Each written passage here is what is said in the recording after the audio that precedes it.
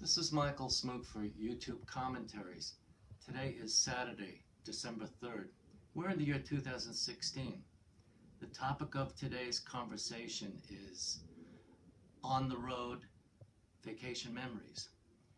Before I get started with the main thrust of this conversation, let's start with a pre-introduction. We just had national elections. It's been over a year and a half of campaigning for president and many other offices at the federal, state, and local levels, and we're all kind of tired. So I've decided to give it a rest in terms of commenting on this and look at other subjects, which is why we're talking about on-the-road vacation memories. The reason why the litmus test, why I decide to do any YouTube commentary, especially this topic, but the other 7 that I've done prior to this, the litmus test is the following. I need to provide to my listener relevant information, lessons learned, a little bit of humor, and the topic needs to be meaningful and it needs to resonate inside me. And it's my job to hopefully convey that to you, the listener and viewer. With that, I'm very thankful that you're listening to me today. With this subject matter, we're talking about a time frame that stretches over 32 years from the age of 29 before I met my wife to now 61. I'm 61 years old, 6 months. So with that said, let's talk about the first story, and we'll discuss another story or 2 after that and connect them all together. So there's a continuity with all of it. So the first story is the cruise. I was 29 years old. It was a year before I met my wife. A buddy of mine, he was 28 years old, and we decided to go on a cruise. And to do that, we flew down to Miami. We hopped on a cruise liner, and we got on board a ship. And we thought that the entire ship would be filled with singles in their 20s and 30s. And when we got on board the ship, we found out there were 100 couples or more, married couples. That's 200 people, of course. And there were between 40 and 50 people, singles in their 20s and 30s. And, well, there weren't as many folks as we expected, but we decided to make the best of it. We met people in our party, and the 2 people who were most memorable among the people we met were a bunch of white-collar professionals who were from the deep South, Georgia. These fellows, one fellow had an MBA and worked in financial services. The other fellow was a certified public accountant, and they had a regional way of pronouncing words, or to put it another way, they had a southern drawl. And for some reason, they knew my friends and mine religious affiliation. The first question they asked me was, "Y'all Jews?" And we both uniformly said, "Yeah, sure." And then the next question the same fellow asked was, "Is it true y'all cheap?" And I had never been asked that question before, but I was about to say something, and I had no idea what words were going to come out of my mouth. Instead, my friend, he's not only a salesman, he's a terrific salesman, and he's fast on his feet. And my friend's response initially was nonverbal.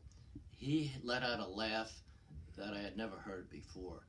It was high-pitched and it had a rasp to it, and I can only define it as a cackle. And then he leaned forward with a smile on his face, and he looked at these fellows, and he said, "We're not only cheap, we're very cheap." And with that point, these good old boys and my friend and I, we let out a big laugh. And whatever ice there was broken. And for the rest of the trip, these guys couldn't be nicer to us. After a hearty breakfast, I'd be sitting on the sun deck, inhaling that salt Caribbean air, and I'd have a beer brought to me from one of the ship personnel, and one of my buddies from Georgia would buy me a beer. And this happened more than once. And we became fast friends. In fact, after this cruise, they came to visit us once in New York. I was living in a place called Stuyvesant Town in Manhattan. I was subletting an apartment. My roommate was away. And so my buddy from the Florida trip and these two guys from Georgia came to visit us. And we had a great time.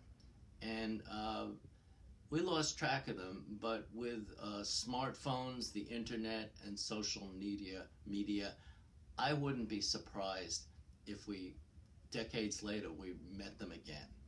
Now, the most important lesson learned from this is it's important to treat people as you'd want to be treated. In fact, if you looked it up on the internet, it goes back to the time of antiquity. It's called the Golden Rule. The thing about it is, I live in Queens County, an outer borough of New York City, of course, and it's one of the most ethnically and racially diverse boroughs or counties in the country. I work in Manhattan in a municipal governmental agency, and I work with people from all over the world, people from different religious faiths, ethnicities, races, political affiliations, etc. So I think the thing is, from that experience and from experience I've had since then, is that it's really important to treat people as you'd want to be treated, and to treat people with civility and respect, and most importantly, listen. So the cruise was, there was an important lesson learned from that cruise. It was a funny joke, but the bigger message or the bigger meaning of it is what I got out of that trip. So the thing is this, let's go on to the next story. By this time, I'm talking about, I've been married for many years. My son, between the ages of as a newborn through the age of 12, over 13 summers, we went to the mountains, including the Berkshires, and we went to and the Poconos, and we also went to the shore, Bar Harbor, Maine, Fire Island, and Cape Cod in Massachusetts. And we did lots of interesting things and fun things with my son. He loved water parks and children's entertainment, miniature golf, and walking tours, and aquariums and petting zoos. We did a lot of fun stuff with my son, but the one thing that really stands out for me with my son, it involves when he was about 7 years old. We went to a go-kart track, and he reached the minimum height to go-kart. And so he took to go-karts like a fish takes to water. And the reason why I state that was he got to ride a go-kart. They did have a seat belt, but he got to ride a go-kart without mommy or daddy in there. We couldn't fit in there anyway. And he reached the minimum height. And he would go in his go-kart. He pushed on the accelerator all the way, but it was only configured to go a certain speed. So he couldn't get himself in a lot of trouble. But he loved going go-karting. And we would pay for session after session, trip after trip with go-karts, and that's what he loved most about summer vacation and going away with mom and dad. It's 15 years later. He's an adult. He lives in Arizona. He has his own car. He loves Mazdas. He probably likes even more expensive cars. And his girlfriend bought a car. And he's very much interested in auto mechanics. He watches videos on YouTube. When he takes the car to the mechanic, he watches the mechanic. He knows something about cars. And I think that the reason why I bring this story is I think that's a really important episode in our vacations when he was very young. And it's nice to be able to point to a period of time where my son learned about vehicles with an engine and doing an adult-like thing. And now here we are 15 years later. And he loves cars, and it all stems from going on vacation with us as a small child. Now, with that said, let me tell you another story. And this happens to be a story. My son's moved away. My wife and I go on vacation. We go back to Cape Cod. We hadn't been there in a number of years. We go on vacation, just the two of us. My son's not there. He's 2,300 miles living in the state of Arizona. And yet, it's an interesting story, and it's worth telling to you because he was with us in spirit. I can also speak for myself, and he's in spirit, because there was something that triggered some deep feelings, and I'm going to share with you that experience. I love many things about Cape Cod. In Dennisport, we go kayaking or rowboating. In Hyannis, we go to the JFK Museum or the Melody Tent to see pop music. In Provincetown, we go whale watching, and I love eating lobster rolls. In this case, we went to local theater 2 nights in a row. It's a charming name. It's called the Harwich Junior Theater. There's a satellite facility in Harwich, and half a mile away is the main theater. The second night we went to the theater at the Harwich main theater, we saw Ring of Fire. Now, this is a musical about the life of singer and songwriter Johnny Cash. And there are 5 actors and musicians in the play. They play their own instruments and they act. There's dialogue, there are jokes, they dance, but most importantly, they sing Johnny Cash's songs. And 4 of the 5 actors are they're between the ages of 25 and 55, and they're very, very good. And I enjoyed that. I would have enjoyed the play solely on their work, but it was the 5th actor for 2 reasons that mean a lot to me. The work that he performed, and he affected me in 2 ways. This young man was only 12 years old. On the program, it said that he played 5 musical instruments. During the course of this play, he played 4 of them. And he did everything that the other actors did. He blended right in. He even sung lead on 2 songs. And he was remarkably good for a 12-year-old. And the second thing is, he reminded me of my son. He's 12 years old. He's 5'5" or 5'6", and he weighs no more than 100 pounds. My son, and he's slim, which reminded me of my son. But my son is 5 or 6 inches taller, he's 10 years older, and he's at least 30 to 40 pounds heavier than this young man. But once I made that connection very early on in a theater, it sat no more than 50 to 75 people, and we were close up in about the 4th row, and I'm right on top of this young man. And once I made the connection that he reminded me of my son, I was hooked. And this play meant a lot to me. And it was perhaps one of the most important theater-going experiences I've ever had. And it felt really good because in spirit, I felt like my son was with me, even though he wasn't on the trip to Cape Cod. He's 2,300 miles away in Arizona. But watching this young boy, 12 years old, perform, it was quite enjoyable.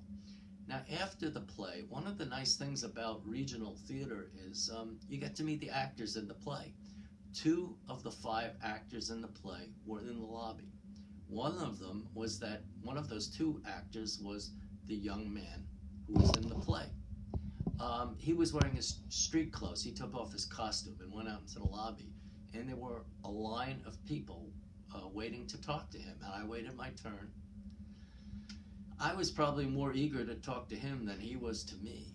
And here I am, a 61-year-old man, excited to talk to a 12-year-old boy about his work. I shook his hand, and I told him how important his performance was, and it meant a lot to me, and he was terrific. We spoke for no more than a minute. And then my wife and I left the theater. We had to walk a block and a half to our car because there was no parking when we arrived to the theater, and we parked in a place that's arguably called a strip mall. Now, I figured after talking to this young man, I'd never talk to him again. Instead, we go to the parking lot. We get in our car. It's an SUV, and who pulls up alongside our car in a bigger truck, a 4x4, is this young man with his mother driving. And they recognized my wife and me from after the play, talking to him. And they waved at us. They got out of the truck, and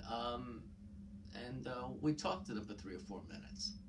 And I pulled out a photo of my son, and I pointed out to this young man why he reminded me of my son.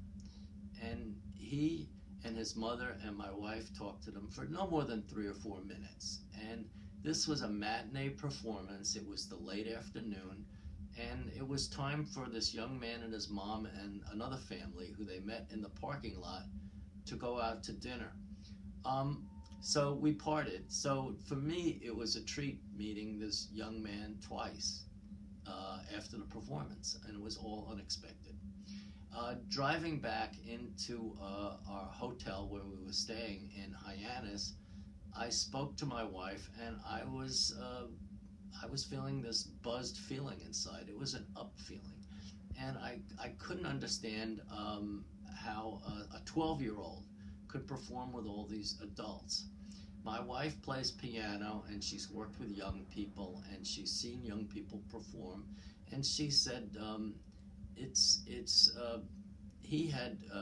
there are a lot of young people besides this young man that have outstanding skills, and some have a level of genius, and they're remarkably composed when they perform acting, singing, or an instrument.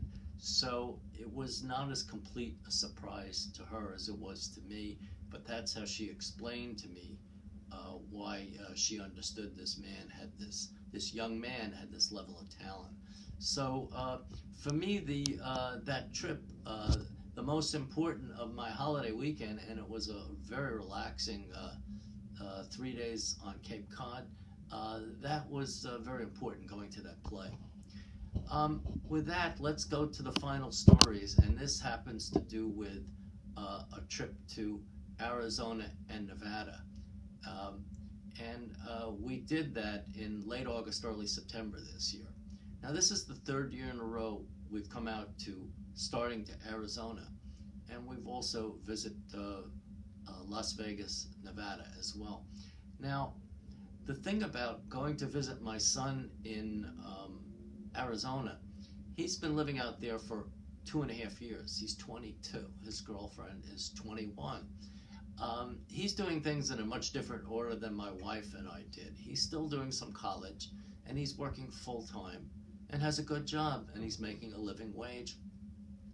And the first time, it actually goes back to 2014 when we visited him. When we came to the master bedroom where he and his girlfriend are living, what really surprised me was we went into the master bedroom. Everything was put in its place. The bed was made. There was no litter. Everything was clean.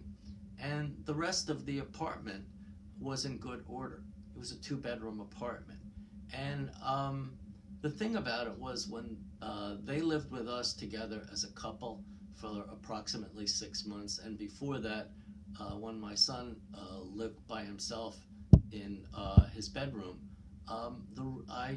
hundreds of times I must have asked him to pick up after himself, make his bed, and he never listened to me. So, the lesson learned from me as a parent is that when you pay your own rent or your own mortgage, whether it's a rental, a co-op, or a house, and you're responsible for that property, you take responsibility for it. And he needed to move out of this home and to live on his own before we saw that kind of behavior. And I learned something, and it's learned something very important, and it resonates inside me. And also the fact he and his girlfriend have transitioned from the hospitality industry and the retail industry, and they've moved on to working in a corporate environment. it's a more relaxed environment. They could wear jeans or khaki pants, polo shirts or t-shirts. There are work cubicles, and they seem to be doing well. My son has recently been promoted from technical support to trainer, and his girlfriend, she's very bright. I wouldn't be surprised if she gets a promotion in the future as well. It's actually, and basically I'm talking a time frame between the summers of 2014, 15, and 16, and our visits of late September through late August through early September. It's at these times I think about what my mother would say to my father about me or my siblings when something went well. She would say to my father, "We did something right." And then, using her wry sense of humor, my mother would say, "What did we do right?" And it's visiting my son, I often think about my late mother and father and the kind of conversations they had. I have a sister and two brothers, so we just have one child. And anyway, the thing about it is, I sometimes feel that as way as a parent, and I'm very happy that my son with his girlfriend are making a go of it in Arizona, and we're very happy and proud.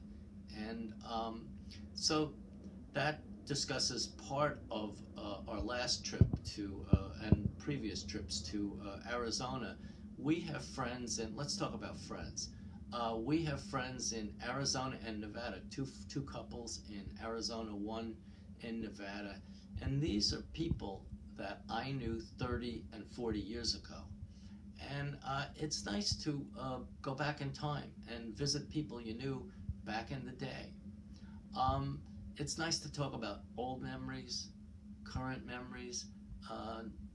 A number of these people have children who have grown and are past college. And it's nice to talk about what's going on now and what our hopes and plans for the future. So it's really it's great. It's like being a time traveler. So, and the thing with social media and smartphones and the internet, it's even more possible to reconnect with people who you thought you'd never see again. Let me tell you the third story that relates to traveling to Arizona and Nevada. Since my son and his girlfriend work a late shift for the company they're working for, we would have mornings and afternoons to ourselves. My wife plays piano. She does recitals back home, 3 or 4 a year. And we found a college with a music school there. And you could walk into the building, and once you're past the outer lobby and an inner hallway, there are lined up at least 12 piano studios, soundproof. Most of the pianos are upright, but 2 or 3 are baby grand. And my wife would go there most mornings and play for at least 2 hours, sometimes 3. And what I would do, sitting in the outer lobby, at this time I was working on my first and second YouTube talks, one on human rights, the other on civil liberties. And people are passing back and forth through this hallway.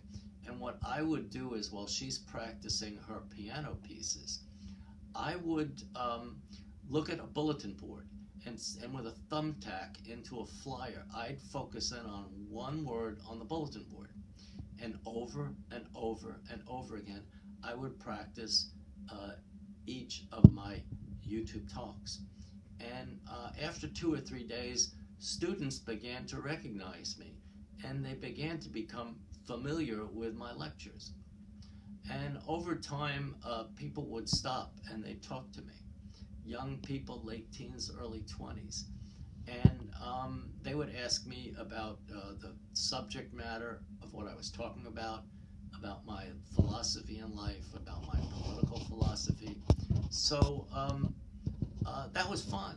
But the conversation that stands out most for me, and which resonates deep inside me, is this one young fellow. He comes up to me and he says, "I've been listening to you, and I could hear your New York accent." And I found out that his parents had split apart. He had lived with his dad for a while, along the Queens-Brooklyn border, and he moved out to Arizona to be with his mother. And his mother lived in the Phoenix metropolitan area. He was going to college. Now, this is a young man in New York. He had worked some comedy clubs, and he had done similar work in Arizona. And he said people in Arizona just don't understand his humor. But he was going to college, and they had a theater department, and he was going to try out for some plays. And he wanted to make things go in Arizona, and he wanted to sort of tough it out and find a level of comfort and get something out of this experience of living in Arizona, because he was tempted to come back to New York, and that was something he was wrestling with. And I could sense he felt a sense of loneliness.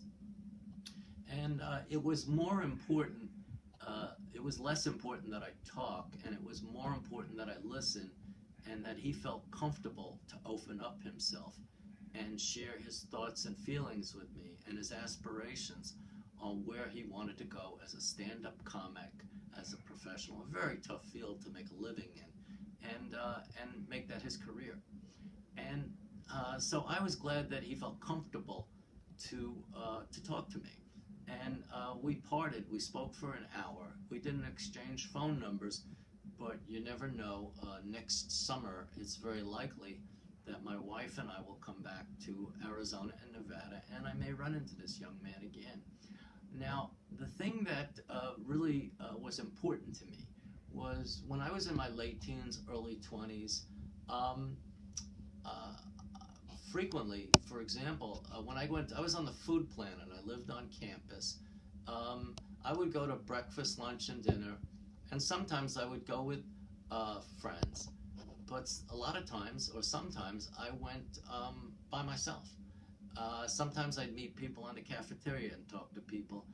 And there were enough times where I went by myself and ate alone, and then went back to my dorm room to study or watch TV. And I felt a sense of loneliness. And I really had no idea. I was a political science major, a government major. I had no idea how I was going to get a good job and build a career in government. But it's something I wanted to do. So I could understand what this young man might be feeling. And I remember very clearly those feelings are very real inside me. 40 years later, I could still feel that. So I think that was an important conversation I had with this young man.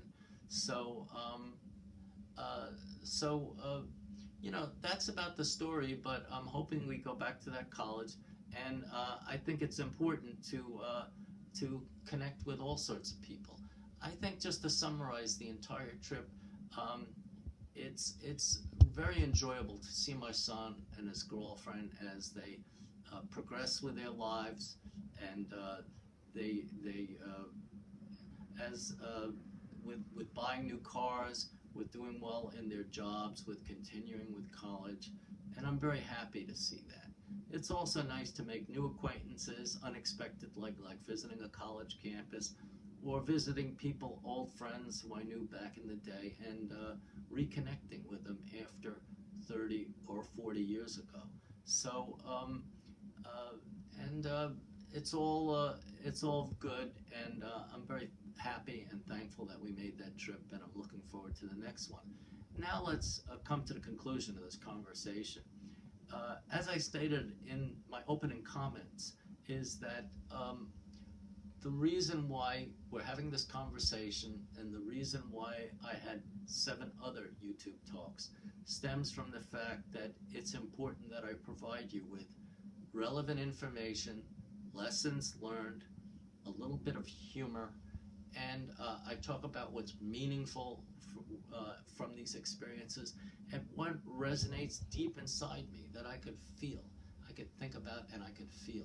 And it's very important with that. So now that I've gone through you my experiences between the ages of 29 and 61, and now I'm 61, I think I've been successful in conveying those thoughts and feelings to you, my listeners. And so for now, let me say this. This is Michael Smook for YouTube Commentaries. It's been a pleasure talking to you. Today, the title of today's conversation has been on the road vacation memories. Today is December 3rd. The year is 2016. It's a Saturday. I'm speaking to you from my home in Forest Hills, New York. Until next time, goodbye and good luck.